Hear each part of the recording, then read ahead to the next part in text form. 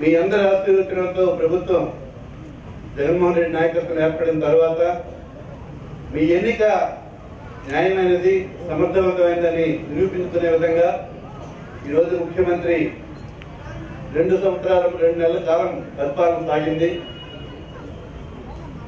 అనేక రకాల వినూత్నమైన కార్యక్రమాలు చేస్తూ ప్రజలకు చేరువుగా ప్రభుత్వ పాలన, జవాబుదారీతనం మనకి అందించే దిశగా అన్నింటా మహిళలకు పెద్ద ఎత్తున ముఖ్యమైనటువంటి వ్యక్తులుగా మీ సమాజంలో మీకు సామాజిక గౌరవం ఆపాదించే విధంగా మరి ఈవేళ తీసుకున్న కార్యక్రమాలు అయితే సిటిజన్ అవుట్రీచ్ ట్రీట్ ఛాంపియన్ అని చెప్పి ముఖ్యమంత్రి గారు సచివాలయ వ్యవస్థ ఏదైతే కొత్తగా మనకి ఏర్పాటు చేశారో సచివాలయ వార్డు వాలంటీర్ వ్యవస్థ ద్వారా ప్రతి ఒక్క కుటుంబానికి ప్రభుత్వ సంక్షేమ ఫలాలు అందాలి. మరి సంవత్సరంలో ఒక క్యాలెండర్ ఇచ్చి ఎప్పుడెప్పుడు ఏం చేస్తాం, ఏం చేయబోతున్నాం, ఏం చేస్తామన్నది ఇప్పటికే మీకు తెలుసు. అనేక కార్యక్రమాలు గౌరవ ముఖ్యమంత్రి గారు చేపట్టడం జరిగింది. ఆయన ప్రజా సంకల్ప యాత్రలో తెలుసుకున్న అనేక ప్రజా సమస్యల పరిష్కార దిశగా మరి ఈవేళ పాలన నడుస్తోంది. ఇక్కడ ఒక సమర్థవంతమైన ముఖ్యమంత్రి అధికారంలో ఉన్నారు. అలాగే ఒక సమర్థులైనటువంటి శాసనసభ్యుడు మీకు ఇక్కడ ప్రసాదరావు గారు, మా తమ్ముడు, ఎమ్మెల్యేగా ఉన్నారు.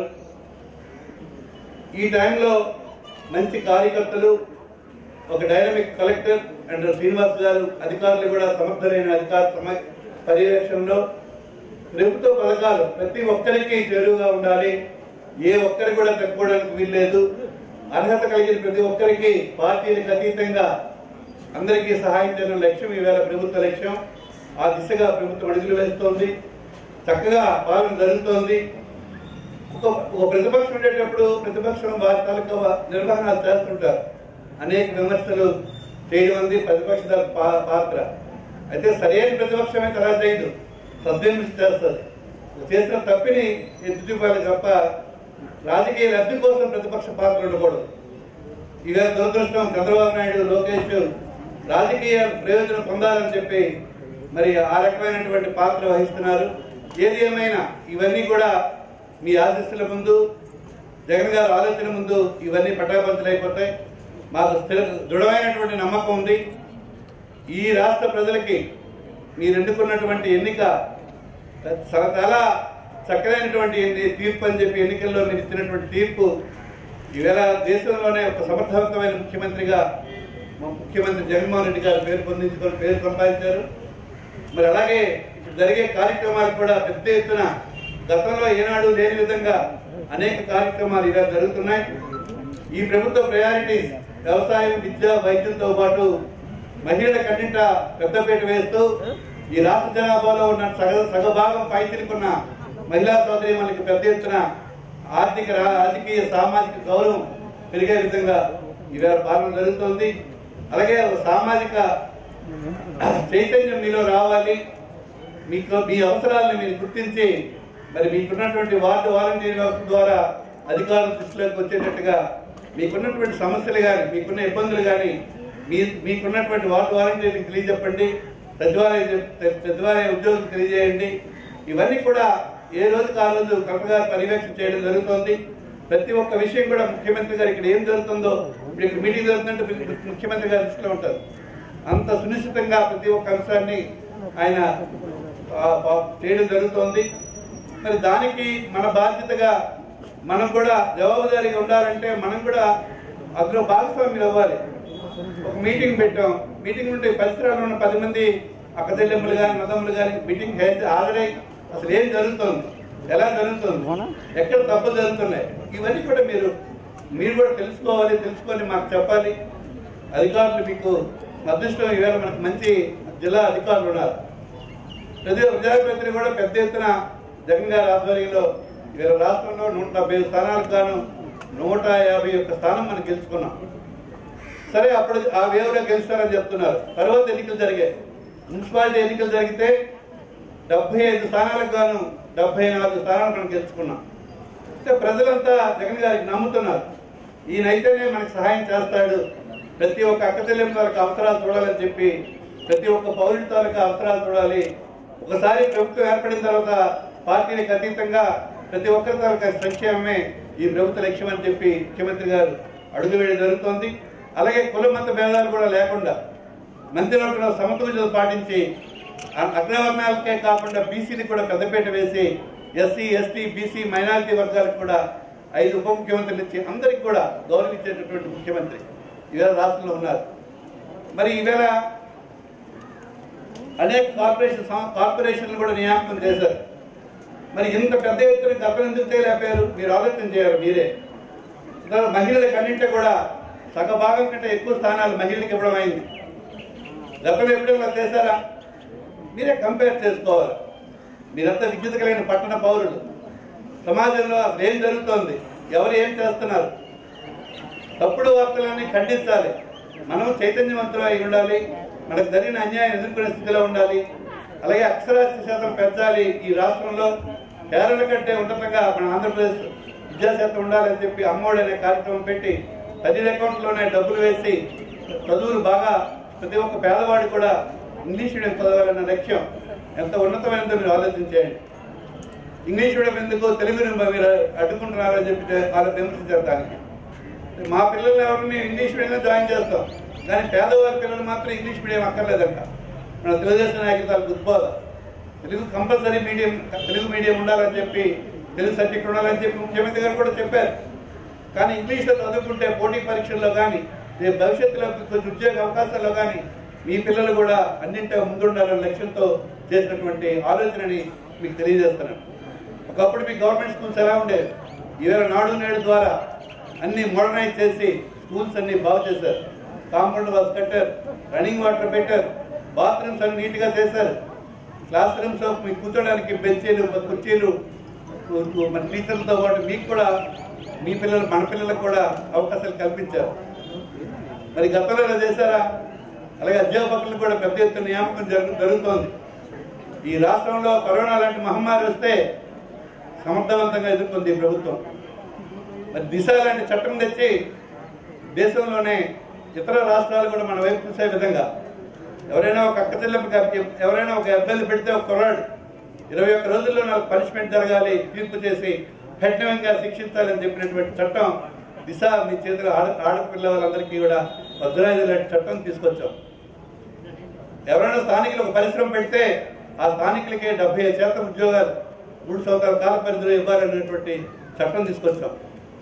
మహిళలకు అన్నింట 50% పైచలకు రాజకీయంగా, ఆర్థికంగా, సామాజికంగా గౌరవం పెరగాలి అన్నటువంటి లక్ష్యంతోనే అనేక పదవుల్లో పురుషుల కంటే అధికంగా స్త్రీలకు అవకాశాలు ఇచ్చాం. ఒక ఎస్టీ మహిళని ఈ రాష్ట్ర ఉప ముఖ్యమంత్రిని చేశారు. ఒక ఎస్సీ మహిళని ఈ రాష్ట్రానికి హోంమంత్రిగా చేశారు.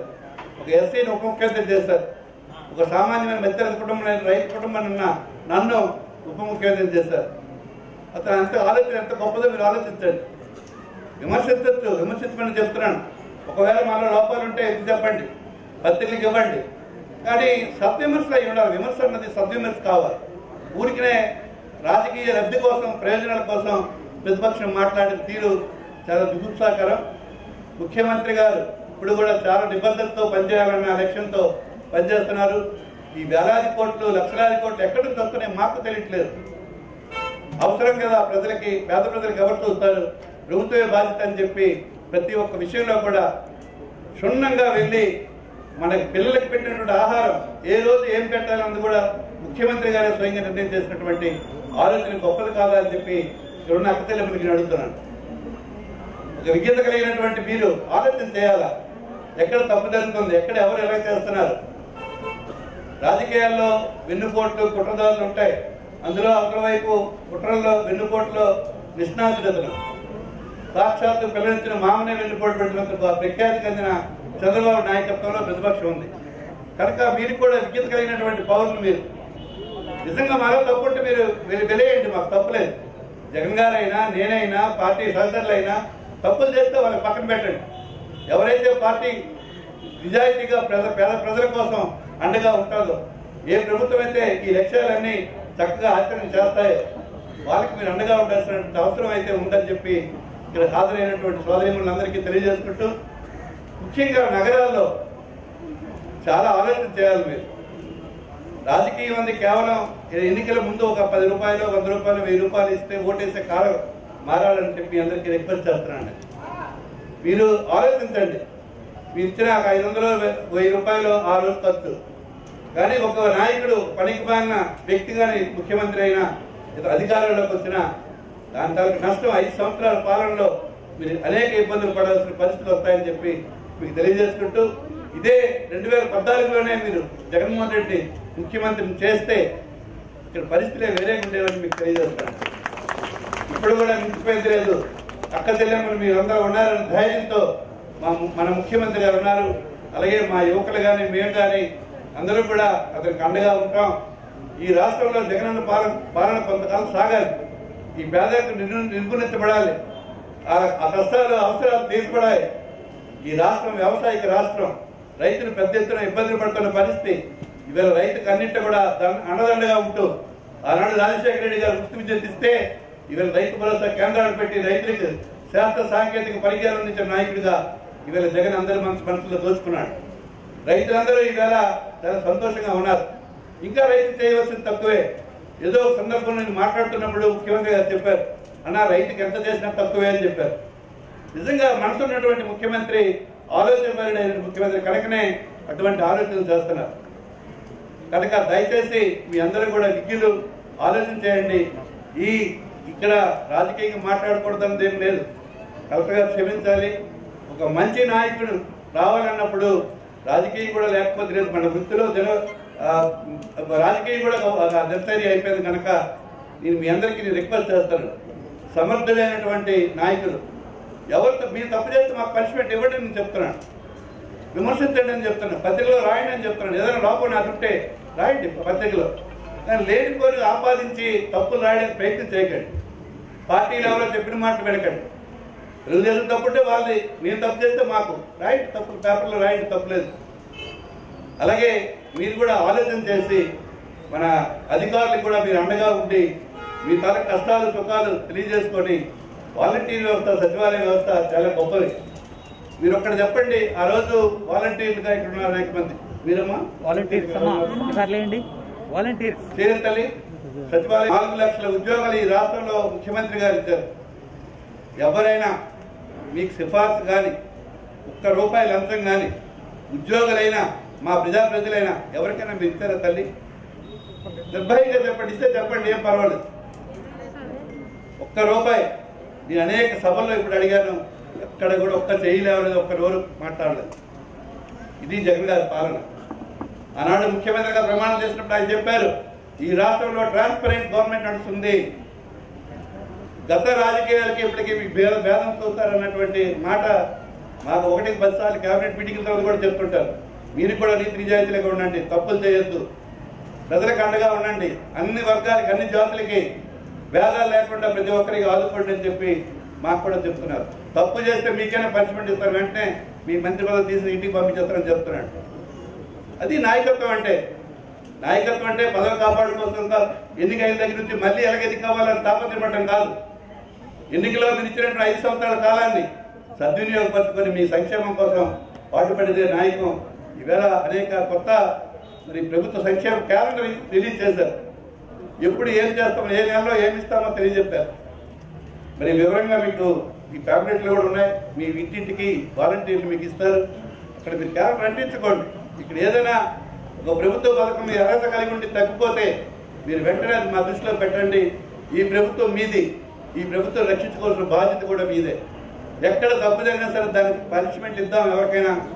ఈ ప్రభుత్వంలో ఇచ్చినటువంటి సంక్షేమ ఫలాలన్నీ ప్రతి ఒక్క అర్హత కలిగిన ప్రతి ఒక్కరికి కూడా అందాల్సిన అవసరం ఉంది.